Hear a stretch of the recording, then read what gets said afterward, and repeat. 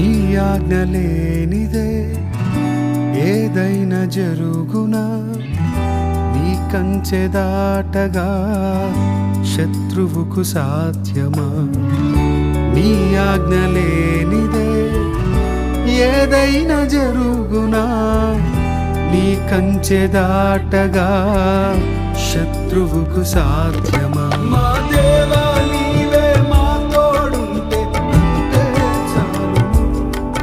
అపవాది తలచిన కీడులన్నీ మేలైపోను.